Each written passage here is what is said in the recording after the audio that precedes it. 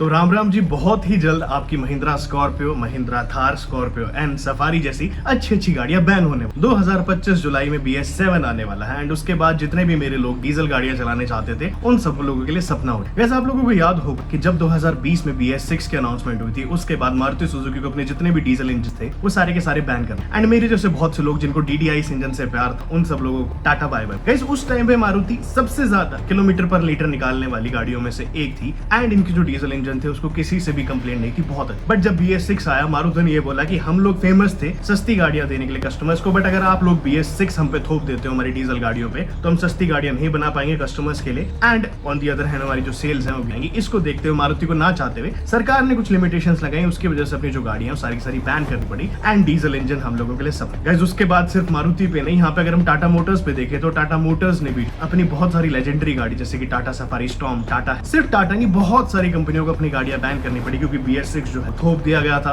उसकी वजह से जो है हमने बहुत सारी गाड़ियां। गाइस मैं नहीं चाहता कि आप लोग दोबारा से ऐसी अच्छी गाड़ियां खोएं। क्यों? सिर्फ और सिर्फ गाड़ियां ही नहीं है जो इस वातावरण में। देखिए गाइस मेरी आप पीछे देख रहे हो बहुत सारे पेड़ लगे। मेरा मानना ये है कि अगर आप आज की डेट में पेड़ लगाते हैं या फिर और भी बहुत सारी चर्चा है, हम लोग बात सिर्फ गाड़ियों के ऊपर ना, तो हम लोग जो है बहुत ज्यादा इस वातावरण को बचा सकते। गाइस मैं आपको एक चीज बताता हूँ, पहले हम लोग वीडियो स्टार्ट करें उससे पहले मेरा एक छोटा सा पॉइंट है कि क्या सिर्फ गाड़ियां हैं जिसकी वजह से पोल्यूशन हो रहा है? क्या जो आज किसान अपना आग लगा देते बाद में उससे वातावरण नहीं होता? ईवी गाड़ियां जिसको हमारी सरकार इतना ज्यादा प्रमोट करेगा, इसमें आपको बताता हूँ ईवी गाड़ियों का जो वजन होता है वो हमारी डीजल पेट्रोल गाड़ियों से ज्यादा। अब जब ईवी गाड़ी सड़क पे चलती है तो उसके जो टायर्स और ब्रेक जो है जब ज्यादा घिसते हैं तो उसमें से पर्टिकुलर मैटर निकलता है जो हमारे लिए बहुत ही ज्यादा हानिकारक होता है, खराब। इतना ही नहीं गाइस, ईवी जो गाड़ियां होती हैं उनको चार्ज करने के लिए जनरेटर्स का यूज करा। केवल बाहर की बात नहीं, आपको सामने इमेज भी दिखी होगी, टेस्ला है, बहुत सारी गाड़ियां जो है उन सबको चार्ज करने के लिए जनरेटर लगाए गए। और तो इंडिया में भी पूरी जनरेटर्स बहुत बड़ी आप लगा लीजिए, मतलब कहीं ना कहीं पेट्रोल डीजल का यूज हो रहा है ईवी गाड़ियों को चार्ज करने के लिए। तो दिखा कि आपकी गाड़ियां जो है हमारे वातावरण के लिए। और तो गाइस जब ईवी गाड़ी मैन्युफैक्चर करी जाती है तो उसमें जितने भी सारे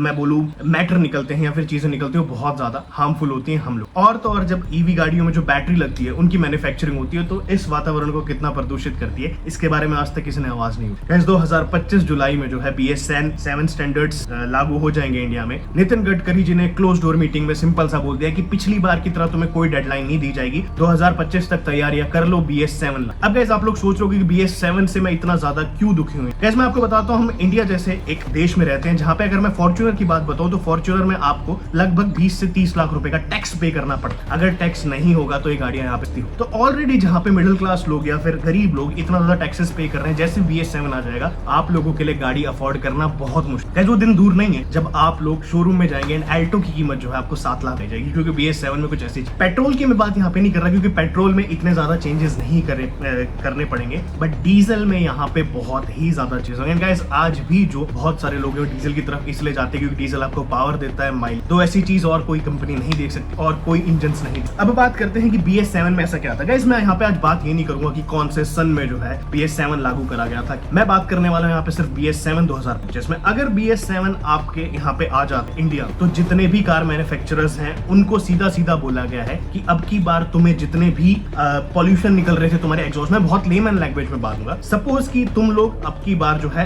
8 लकड़ी के टुकड़े फेंकते, BS7 के आने के बाद तुम्हें सिर्फ 6 फेंकने पड़ेंगे। अगर ऐसा नहीं करोगे तो जो है तुम्हें गाड़ी रोड पे नहीं लानी जाएगी। यहाँ पे मैं लकड़ी के टुकड़े से मेरा मतलब है जितने भी कार्बन मोनोऑक्साइड आ रहे थे या फिर हार्मफुल केमिकल्स आ रहे थे, पर्टिकुलेट मैटर्स आ रहे थे, उन सब के बारे में यहाँ। तो गाइस इससे बचने के लिए 2000 अपना जब BS6 आया उस टाइम एडब्ल्यू यूरिया ऐड करा गया था जिससे कहीं ना कहीं बहुत ज्यादा जो ये पॉल्यूशन थे ये कंट्रोल में आ गए। बट जो प्राइसेस थे आपने देखा होंगे कितने ज्यादा हाइक। अब जब BS7 आ जाता है यहाँ पे उन लोगों को सख्त निर्देश दिए गए। देखा इसमें आपको एक चीज बताता हूँ, हमारी गाड़ी में जो होता है कैटालिटिक कन्वर्टर होता है। कैटालिटिक कन्वर्टर का क्या काम रहता है? उसके अंदर बहुत सारे केमिकल रिएक्शंस होते रहते हैं जिसकी वजह से जितने भी हार्मफुल केमिकल्स हैं या फिर जितने भी चीजें हैं वो बाहर नहीं निकलती हैं, हमारे अंदर गाड़ी के ही राख बन के रहते हैं। बट कैटालिटिक कन्वर्टर को अपनी फुल अगर हम लोग बोले पोटेंशियल पे काम करने के लिए 400 डिग्री सेल्सियस का टेम्परेचर चाहिए होता है और वो जब ही मुमकिन होता है जब आपकी गाड़ी का इंजन रनिंग। BS7 में यहाँ पे सिंपल सी चीज ये बोल दी गई, ये कोल्ड स्टार्ट पे ही गाड़ी को ये काम स्टार्ट करना पड़ेगा या फिर जैसे ही आप अपनी गाड़ी स्टार्ट करते हैं उसी टाइम पे कैटालिटिक कन्वर्टर में केमिकल रिएक्शन स्टार्ट हो जाए और ये मुमकिन बिल्कुल भी नहीं है अगर इंजन नहीं चले। अच्छा गाइस यहाँ पे दूसरी बात ये करते हैं कि कैसे हो अगर ये करना, तो ना चाहते हुए भी जितने भी कार मैन्युफैक्चरर्स हैं उनको अपनी गाड़ी के कैटालिटिक कन्वर्टर इसमें बहुत ही सुपर पावरफुल हीटर्स लगाने पड़ेंगे जो ऑन होते ही गाड़ी की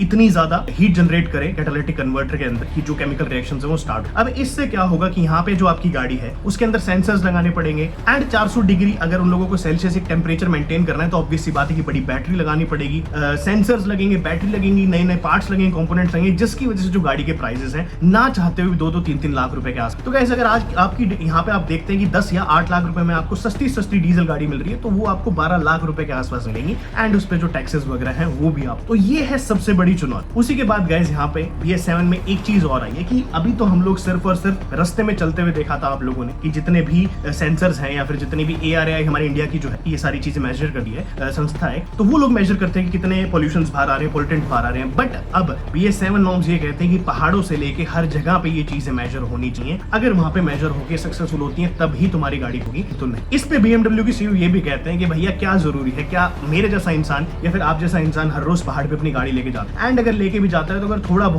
थोड़ा माड़ा वहां पे अगर पोल्यूशन आ भी जाता है तो इससे कोई बड़ी चीज नहीं, और चीज को मैं भी। अच्छा गाइस दूसरी चीज ये गाइस इसके बाद BS7 में सिर्फ इंजन से रिलेटेड नहीं, यहाँ पे BS7 जो नॉर्म्स हैं या फिर अपने जो Euro 7 नॉर्म्स हैं वो ये भी कहते हैं कि आपकी गाड़ी के जब टायर चलती या फिर आपकी गाड़ी सड़क पे चलती है तो जब वो घिसते हैं, ब्रेक डस्ट होती है, उसमें से जो कचरा निकलता है उस पे भी अब आपको लगाम लग। देखा इस इंजन तक तो एक चीज बहुत ज्यादा सीमित थी कि वो लोग कुछ ना कुछ करके इसको कंट्रोल कर ले, बट इंजन और जो अपने टायर्स हैं और ब्रेक्स हैं वेयर एंड टियर चीज में आती है, तो इनको कंट्रोल करना अगेन एक बहुत बड़ी सरदर्दी बन जाती है जितने भी कार मैन्युफैक्चरर्स हैं। गाइस यहाँ पे मेन मुद्दे में आपको ये बता देता हूँ कि BS7 जब आ जाता है तो उससे एज अ कस्टमर आपको क्या क्या दिखता है। देखा इस आज की डेट में अगर मैं बात करूं पेट्रोल जो गाड़ियां हैं उसमें भी BS7 जब नॉर्म्स लागू होंगे तो उसमें भी बहुत ज्यादा पोल्यूटेंट्स अभी भी आ। देखिए डीजल बहुत ज्यादा देते हैं, पेट्रोल फिर कम देते हैं। EV गाड़ियों की बात करूं तो वो डायरेक्टली बहुत ज्यादा नहीं देती बट इनडायरेक्टली इन दोनों से बहुत ज्यादा, यानी कि पेट्रोल। अब बात करें यहाँ पे पेट्रोल की, तो पेट्रोल में भी बहुत सारी लिमिटेशंस लगाई जाएंगी जिसकी वजह से जो आपकी पेट्रोल की गाड़ियों की कॉस्ट 1 से 1.5 लाख रुपए बढ़ सकती है और यहाँ पे डीजल जो गाड़ियां उनके तो गाइस यहाँ पे देखिए मैं मानता हूँ कि BS7 मेरे हिसाब से अभी लागू करना जरूरी नहीं था, क्योंकि गाइस अगर इसी प्रकार से BS6, 7 ये सब लागू होने लग गए इंडिया में तो वो दिन दूर नहीं जब